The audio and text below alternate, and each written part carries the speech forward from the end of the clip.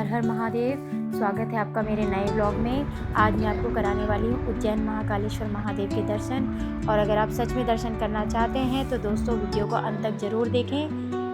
हम निकल चुके हैं योग नगरी ऋषिकेश से उज्जैन महाकालेश्वर महादेव के दर्शन करने के लिए और एक एक करके ट्रेन में चढ़ते हुए हमने ये वीडियो बनाई। हम ट्रेन की जर्नी बहुत ही मज़ेदार थी, बच्चों ने बहुत एंजॉय करा। मैं अपने मम्मी पापा, अपने हस्बैंड और अपने दोनों बच्चों के साथ इस सफ़र के लिए निकली। ऋषिकेश से उज्जैन तक का सफ़र बहुत ही लंबा था। ट्रेन में हम लोग इतना थक गए थे, उज्जैन रेलवे स्टेशन का वीडियो बनाना मैं भूल गई और आगे का ब्लॉग अब आपके लिए। तो दोस्तों नहा धो के फ्रेश होकर हम निकल पड़े थे अपनी यात्रा के लिए। सबसे पहले हमने गणेश भगवान के दर्शन किए, फिर हमने माता के मंदिर में दर्शन किए, उसके बाद हम गए भैरव बाबा के मंदिर में दर्शन करने के लिए। सबसे ज़्यादा टाइम हमको भैरव बाबा के मंदिर में लगा। एक्चुअली वहाँ पे बहुत ज़्यादा भीड़ थी और काफ़ी लंबी लाइन थी। हम लोगों को काफ़ी देर तक भैरव बाबा के दर्शन करने के बाद हम लोग वहाँ पर थोड़ा बहुत घूमे, तो हमने आसपास से ख़रीदारी करी है। इसके बाद हम लोग अगले दर्शन के लिए निकले। अगला मंदिर हमारा था मंगलनाथ महादेव का मंदिर। यह भी बहुत ही प्राचीन मंदिर है। मंगलनाथ महादेव का मंदिर एक ऐसा प्राचीन मंदिर है जहाँ पर नंदी भगवान के स्थान पर मेंढा यानी भेड़ की प्रतिमा को स्थापित किया गया है, जो कि भोलेनाथ की सवारी के रूप में ऐसा माना जाता है कि यहाँ मंदिर के दर्शन करने से अपनी कुंडली में मौजूद दोषों को आप शांत कर सकते हैं। यह मंदिर मंगल ग्रह के जन्म स्थान या उत्पत्ति के रूप में भी जाना जाता है। यहाँ आकर आपकी सभी मनोकामनाएं पूर्ण हो सकती हैं। हमें तो बहुत अच्छा लगा इस मंदिर के दर्शन करके। मंदिर के बैक साइड में सनसेट पॉइंट भी है। यहाँ पर हम लोगों ने काफ़ी सारी फ़ोटोज़ क्लिक किए और हमें बड़ा मज़ा आया। इसके बाद हम लोग निकल पड़े थे वापस होटल रूम के लिए, क्योंकि इसके बाद हमें जाना था महाकालेश्वर महादेव के दर्शन के बाद हम लोग निकले हैं उज्जैन के राजा के दर्शन के लिए। जैसे ही हमने उनकी नगरी में पाँव रखा, हमें ऐसा एहसास हुआ कि हम किसी जन्नत में आ गए हैं। दोस्तों यहाँ पर आकर जो सुकून मिला है वो वही जान सकता है जो यहाँ पे आके महाकालेश्वर महादेव के दर्शन करके गया हो। जैसे जैसे बाबा के नज़दीक जाने लगे वैसे वैसे हमारी दिल की धड़कनें बढ़ती जा रही थी। हमारा मन हो रहा था कि बस जल्दी से हमारे महाकालेश्वर बाबा सामने आ जाए और हमें उनके दर्शन हो जाए। अब इस लाइन में हमको बिल्कुल भी वेट नहीं करना पड़ा, जल्दी जल्दी भागते हुए हमने बाबा के दर्शन किए। दोस्तों यहाँ पर आपको मेरे महाकालेश्वर महादेव के दर्शन होने वाले हैं। आप लोग पूरा वीडियो अच्छे से देखें और पूरी नज़र आपको वीडियो पर टिका के रखनी है अपनी। बिल्कुल इसी दौरान आपको महाकालेश्वर बाबा के दर्शन होने वाले हैं। ये देखो लाइन में हम लोग भाग रहे हैं एक के बाद एक। ये मैं जा रही हूँ आगे आगे, पीछे पीछे बाकी सब लोग हैं घर के। और यहाँ पर भीड़ देखिए कैसे बढ़ती जा रही है। जैसे जैसे बाबा के नज़दीक हम लोग पहुँच रहे हैं। ये मेरी गुन्नू मेरे साथ साथ पीछे पीछे मम्मी पापा और मेरे हस्बैंड। ये मेरे पापा आगे आगे जा रहे हैं, देखिए मेरे हस्बैंड पीछे पीछे गुड्डू को लेकर। सब हम लोगों को दर्शन होने ही वाले थे। आप भी बस अपनी नजरें बना के रखिए वीडियो पर। यहीं से देखिए ये आपको सामने महाकालेश्वर महादेव के दर्शन हो जाएंगे। दोस्तों ये देखिए दूर से ये नज़र आ रहे हैं। हम लोगों ने ऊपर से ही रैलिंग पर से दर्शन कर लिए थे। हमें बहुत ही अच्छा लगा, बहुत सुकून मिला यहाँ बाबा के दर्शन करके। और मेरा बार बार मन करता है कि मैं उज्जैन आऊँ महाकालेश्वर के दर्शन के लिए।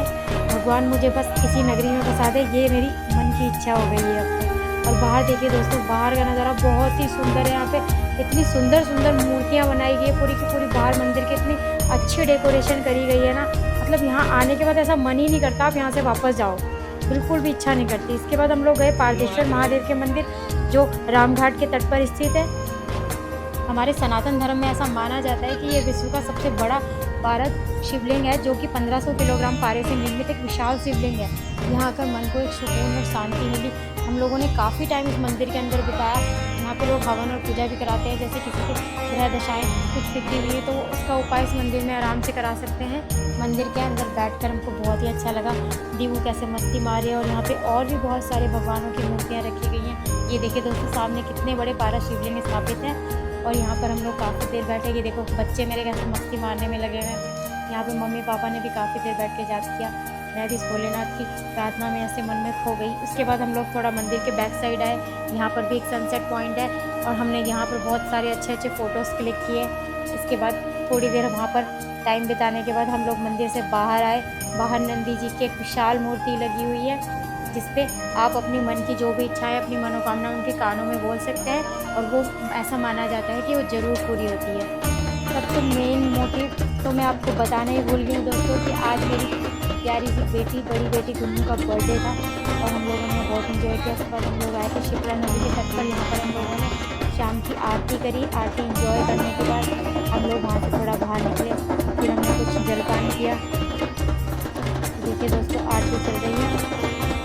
पीछे से आप लोगों को ढोल नगाड़ों का साउंड भी आ रहा होगा। ये सारी चीज़ें सुन के मेरी बच्चियाँ बहुत खुश थी। ये भी तो काफ़ी इंजॉय कर रही थी अपने पापा की गोद में, पूरी मस्ती के मूड में थी। ये देखिए, आप लोग वीडियो में देख सकते हैं। अभी खूब इंजॉय करने में लगी हुई थी। बड़ा मज़ा आ रहा था डांस करने में। ढोल नगाड़े के साउंड सुन के इसको बड़ा अच्छा लग रहा था। देखिए दोस्तों, और नदी के तट पर भी बहुत अच्छा लगा। एकदम शांति, सुकून और ठंडी ठंडी हवा थी। वैसे तो वहाँ पर बहुत ज़्यादा गर्मी है, पर इस टाइम पे नदी के किनारे आके बहुत अच्छा लग रहा था। इसके बाद देखिए, मेरी गुन्नू ने हावर बोट पर चलने की ज़िद करी, तो हमने कहा चलो ठीक है, इसको एक राइड करवा देते हैं। इसने पूरे अच्छे से राइडिंग करी है इसकी। ये देखिए दोस्तों, कुछ टाइम पहले हम लोगों ने एक वीडियो बनाया था, उसमें हावर बोट पे मेरी बेटी चल रही थी, तो इसको ये यूज़ करना तो अच्छे से आता है प्रॉपरली।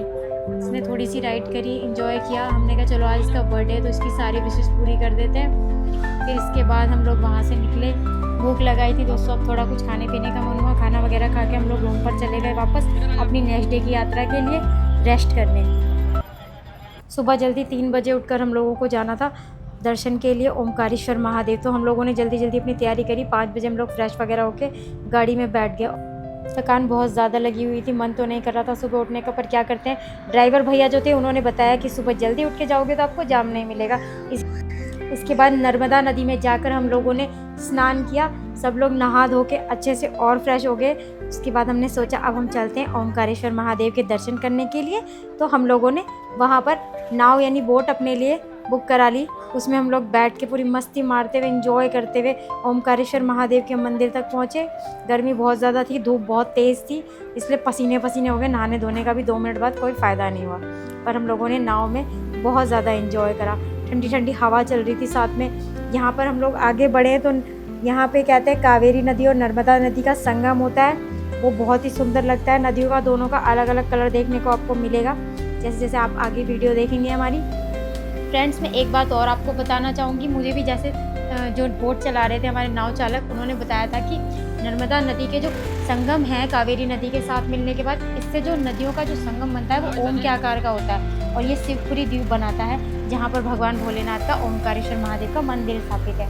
और दोस्तों, यहाँ पर एक डैम भी बना हुआ है, उस डैम का नाम मैं भूल चुकी हूँ, मुझे बिल्कुल भी याद नहीं आ रहा है, तो मैं आपको नहीं बता सकती हूँ। बाकी नदी का कलर देखिए, पानी देखिए कितना सुंदर है। ठंडी ठंडी हवा के बीच हम लोग एंजॉय कर रहे हैं पूरा।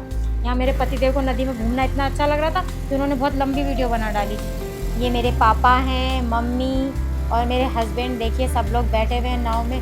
और ये हमारे नाव चालक भैया थोड़े थोड़े नज़र आ रहे हैं बीच में कभी कभी। पतिदेव अपनी वीडियो बनाने में लगे। साइड में देखिए नदी के किनारे नज़ारा कितना सुंदर है, पहाड़ और पेड़ों से ढका हुआ पूरा। बीच में और भी नाव आ रही थी, इनसे मुझे थोड़ा डर भी लग रहा था, कई बार आपस में टकराने को हो रही थी, पर फिर भी एक डर को साइड में करते हुए हम लोग पूरा सफ़र एंजॉय कर रहे थे अपना। ये काफ़ी लंबी दूरी थी, मंदिर तक का सफ़र काफ़ी लंबा था। बाई चांस अगर हम पैदल जाते तो शायद हम गर्मी में बुरी तरह से थक जाने वाले थे। बोट से आपका ये सफ़र बहुत आसान हो जाता है और बहुत कम टाइम का हो जाता है। पर ये है कि अगर आप लोग जाओगे ना तो आपको मज़ा बड़ा आने वाला है दोस्तों।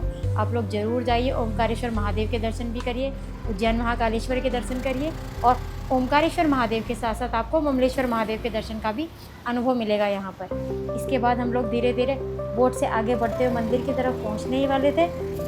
ये देखिए दोस्तों, अब हम लोग बस मंदिर के बिल्कुल पास आ चुके हैं। थोड़ी देर में हम लोग नाव छोड़कर मंदिर के अंदर जाने वाले हैं।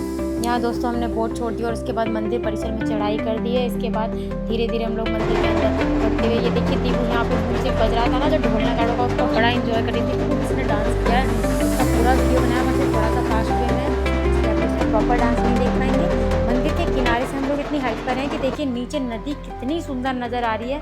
आप लोग देख सकते हैं यहाँ से पूरा नदी का नज़ारा, बहुत ही ज़्यादा सुंदर लग रहा था। हमें तो मन कर रहा था कि बस यहीं नदी तट पर ही बस जाएँ, बहुत अच्छी लगी थी। बस दोस्तों थोड़ा सा आगे चलते हुए ये देखिए मंदिर की चोटी नज़र आ रही है, यानी मंदिर कितनी हाइट पर है, और हम लोग इसके धीरे धीरे पास पहुंचने वाले हैं। थोड़ा सा आगे हम बढ़े, यहाँ पर आप देख सकते हैं स्क्रीन पर ओमकारेश्वर महादेव के दर्शन आप कर सकते हैं स्क्रीन पर ही। यहाँ से हम थोड़ा आगे बढ़े, ये देखिए दोस्तों हाइट पर रेनबो का नज़ारा मिला आपको। फिर यहाँ पर हम लोगों ने पार्वतीश्वर महादेव का दर्शन किया। आगे हम बढ़े, मंदिर से हमारी दूरी जो है बहुत 0 मीटर की रह गई थी, ये देखिए। इसके बाद बिल्कुल आपको ओमकारेश्वर महादेव के दर्शन होने ही वाले। यहाँ पे नंदी जी स्थापित है, देखिए बाहर मंदिर के बाहर, जो हमेशा ही होते हैं भोलेनाथ के मंदिर के बाहर।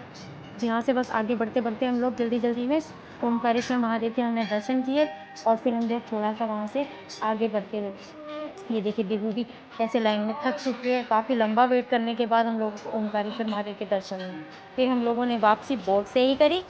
थोड़ा पानी वानी पी के हम लोग आगे बढ़ते हैं ममलेश्वर महादेव के मंदिर के दर्शन के लिए। मंदिर भी बहुत ही प्राचीन है। ओंकारेश्वर महादेव के दर्शन के बाद यह दर्शन बहुत ज़्यादा ज़रूरी हो जाते हैं। कहते हैं कि वहाँ के दर्शन अवश्य और उसकी परिक्रमा करने से आपकी सभी मनोकामनाएं पूरी। गर्मी बहुत ज़्यादा थी तो अब हम लोगों ने जल्दी जल्दी अपने दर्शन पूरे किए। मंदिर देखिए बाहर से कितना सुंदर है। उसके बाद हमारी यात्राएं जब पूरी हो गई तो हम लोग अपने घर की ओर वापस लौटे हैं। बाय बाय दोस्तों, हर हर महादेव, जय महाकाल। नेक्स्ट ब्लॉग में मिलेंगे, बाय।